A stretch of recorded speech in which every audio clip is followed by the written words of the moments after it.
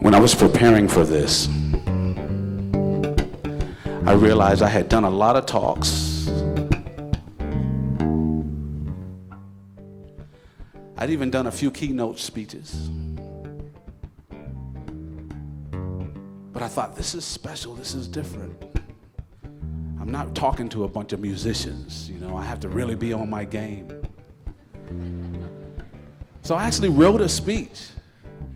First time ever in my life I wrote one. Until I had breakfast with Matt. And in talking to him, I realized writing and saying speeches is not what I do. I just like to talk. And I like to play. So this won't quite be a commencement speech, it'll be a commencement talk. Is that all right?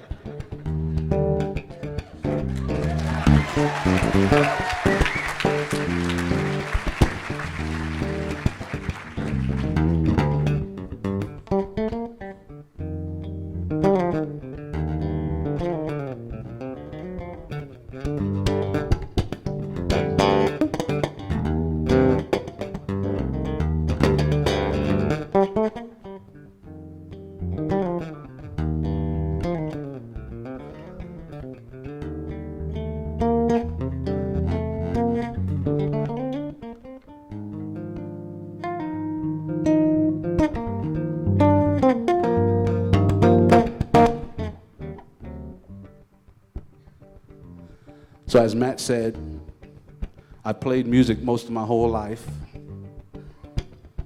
I was born into it. And it's true, I've gotten a lot of awards. I've been praised.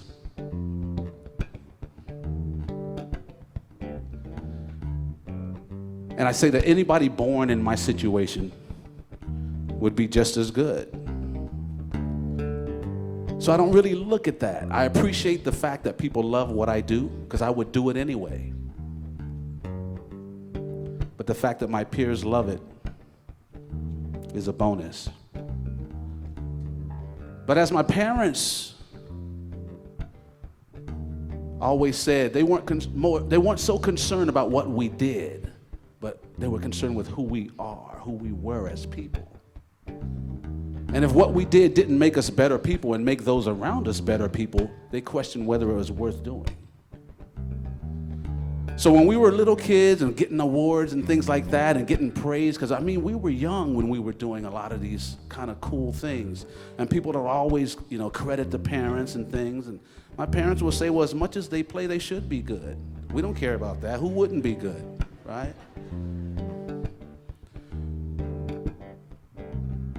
But it's who they are as people is what we're concerned at. So I want to start with a quote that my mom would always say to us, boy. They would ask the five of us, they would say, what does the world need with just another good musician? Mom would say, we have plenty. What the world needs is good people. So they would say, if we're going to spend all these hours in the practice room, all this time at school studying, don't stop doing it. Just make sure it's making you good people. So I'd ask you the same thing. What does the world need with just another Rubenstein graduate? There's been over 4,000, right? What the world needs is good people. What the world needs is you, right? When you were born, and everybody here kind of knows what it took to become born. I don't have to go through that, right? But if you realize we've already won the most amazing race we will ever win. The most amazing race we will ever enter into, we've already won it. So we're already born special. We're born winners. You have a fingerprint that's never been here on the planet. In the existence of the history of humankind, your fingerprint has never been here and will never be here again. That's special. Cool thing is no one can take that away from you.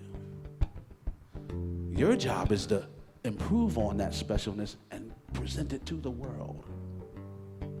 Now, we present it to the world by what we do. But it always comes back to who you are, how you relate to people. Because when you leave here, believe it or not, the people more than likely you're going to associate with, some of them are sitting right next to you. So it's how they see you today might determine how they see you tomorrow.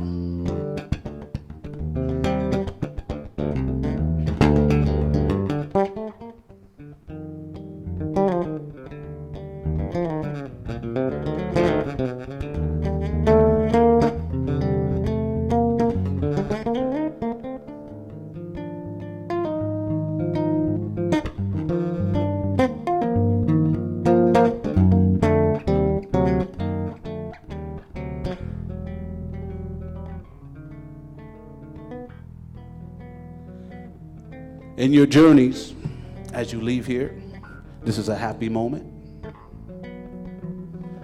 But all the moments that come forth may not be that happy. The bad things will happen in life, but I want you to look at it maybe in a different way.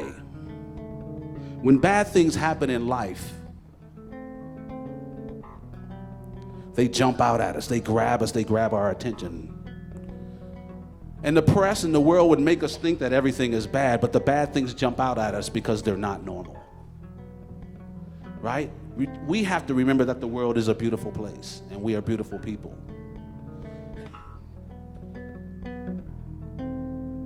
Because the bad things jump out at us, that is proof. It's kind of hard to do and play at the same time.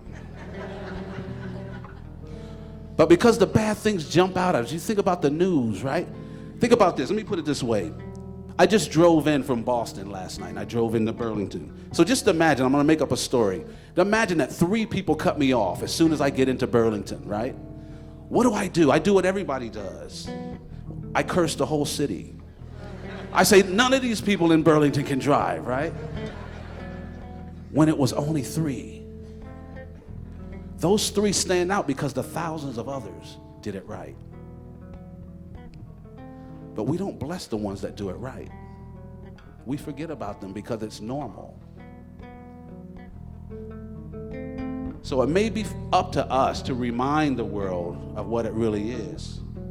And I love the fact that I get to speak to you because I'm usually speaking to musicians that know nothing about the outdoors. And to me, you guys are the liaison. You are like nature's voice. You are the ones that are speaking to us that don't listen, that don't hear nature. Maybe we'll listen to you, right? Many of us won't speak back to nature, but you will. So you're at that middle ground, and I appreciate and thank you for doing what you do. When I was younger, in the early 90s, I read a book by a man named Tom Brown Jr., and the book changed my life, changed my viewpoint, I would say. So I went to go take a class with Tom Brown. And I didn't know what this nature thing was about. At least I didn't think I did. And Tom Brown started talking about awareness, wide angle vision, and tracking. Tom was drawing tracks on the board, and he was showing me about the gates, and he was drawing these little circles. And in my mind, because I was thinking musical, I took these little tracks and put little stems on them, and in my mind, I made them into musical notes. And it made sense right away. And it was that time that I realized that for me, music and nature were the same thing. To me, nature, what you guys are doing is the bridge between all of lives. So back then, not long after that, a few years after that, I started running a musical camp where we combine music and nature. And it literally is changing people's lives. Literally is changing people's lives. And I'm saying that not to talk about me, but to say that that's what your world is. You get to change people's lives in a good way.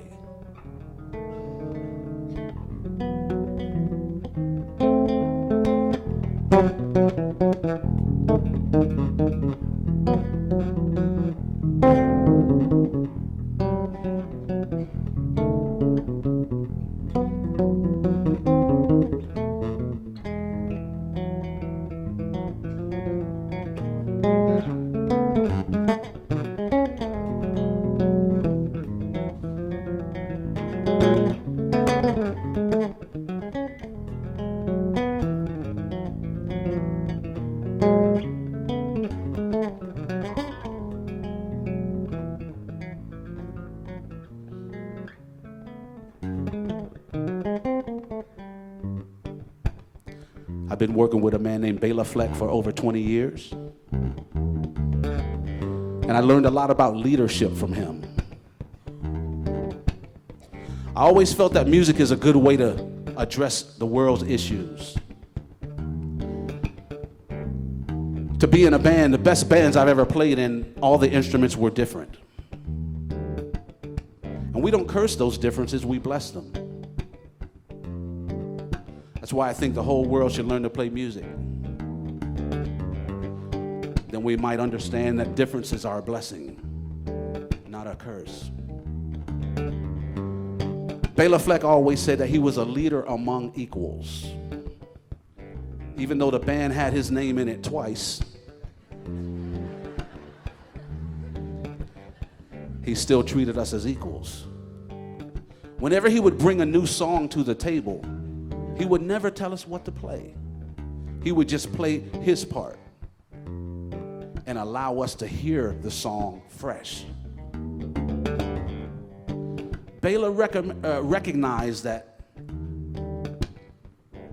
I would probably come up with a better bass part than him. I've never written a banjo part for him.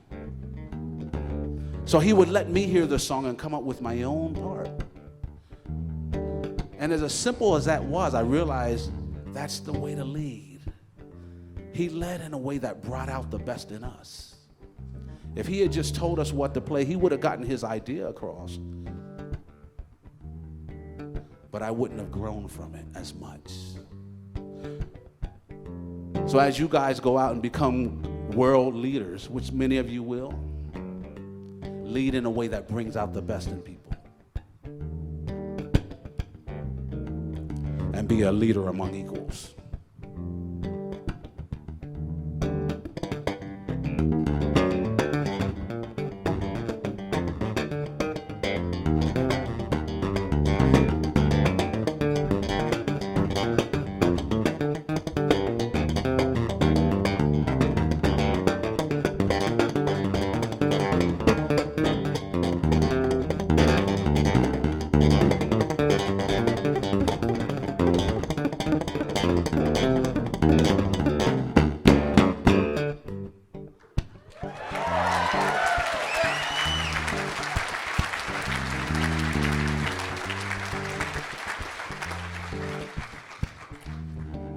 Just a couple of ideas to leave with you.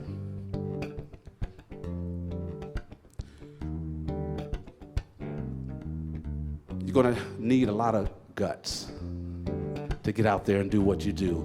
For some of you, when I was getting an explanation of what a lot of you are going to be doing after you graduate, a lot of your jobs, I would say, are a thankless job. You won't get the awards that I've gotten for just plucking on some strings, right? But I hope you're like me and not do your job for awards, but to do it because it's right. Because it's what the world needs.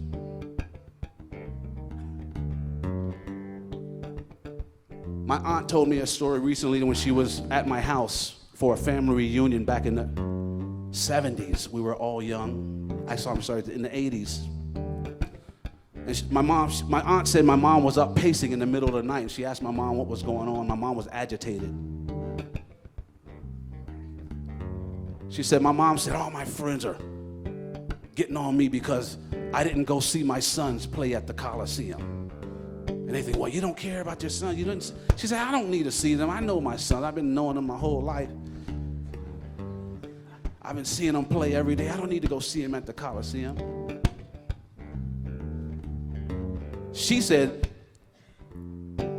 my friends think my sons are special because they play at the Coliseum. And the thing I didn't say is at this family reunion, we had probably 60 people. One of my brothers was sleeping under the kitchen table. Another one was in the chair. Another one was sleeping in the garage, you know. And my mom said, I don't care that they're getting awards and the fact that they're playing at the Coliseum. She said, I care about the fact that they'll play at the Coliseum and then come home and sleep on the floor.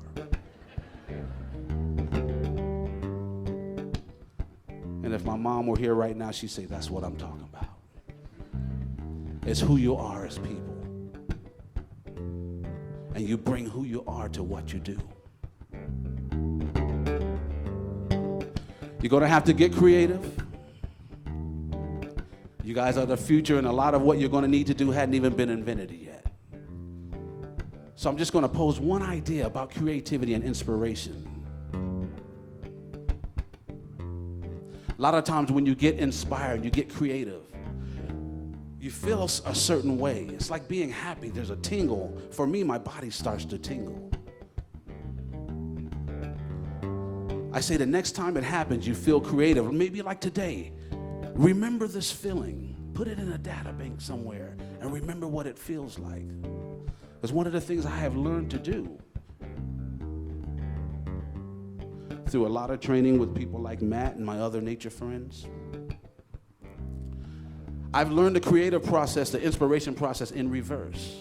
When I need an idea, I create the feeling. I remember what inspiration feels like. And I can create the feeling and the inspiration arrives, it shows up. So practice it. It might work.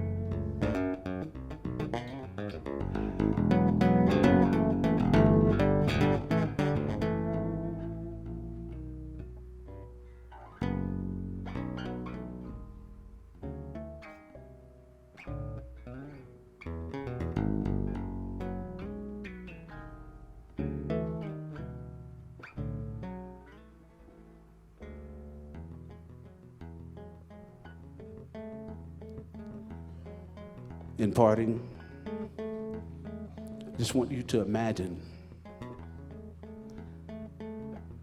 that as a graduation gift, each of you was awarded $36,525. Not bad. But here's the catch. You're not going to get any more for the rest of your lives. So think about it. $36,525 you have cash, but you're not getting any more. Think about it. How would you treat that money? How would you handle it? I'm sure some of you would take very good care of it, spend it wisely, spend it on things that matter, maybe invest, give to people in need. $36,525. Well, if you live to be 100, that's 36,525 days, including leap years. So $1 a day, and you can probably not buy a house. And that's if you live to be 100. If you're male, cut off a bunch of years. If you're a person of color, cut off a bunch more years. First few years of your life, you don't even make your own decisions. They tell us to sleep 8 hours a day. That's a year every 3 years. Time spent playing Candy Crush. How many days are actually left? There's a saying that says the best time to plant a tree was 20 years ago. The next best time is now. The best time to start living your life was 20 years ago. The next best time is now. The world is in the palm of your hands. You can create whatever you want. I just say do it wisely and do it with others in your mind. Because when you include others as yourself, then it's okay to be selfish.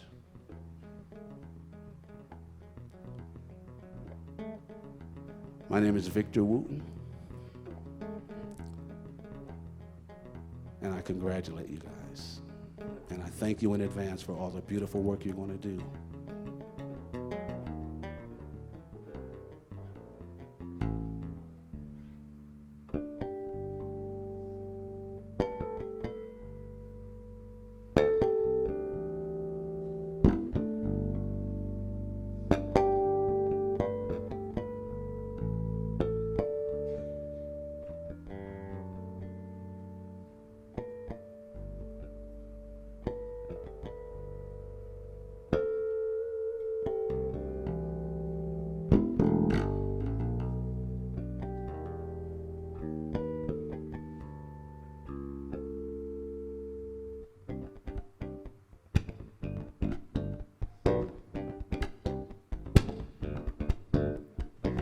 What does the world need with just another musician?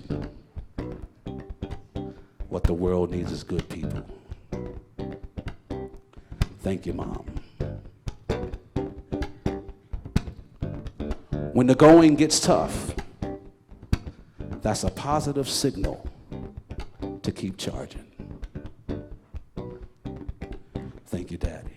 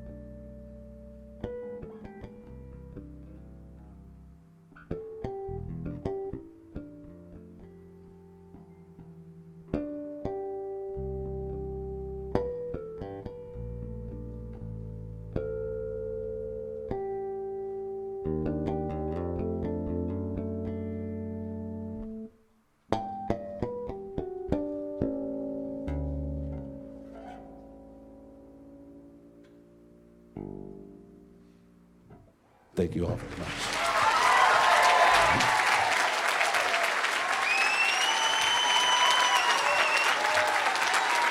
Thank you all. Y'all are graduates. I love you. Thank you very much.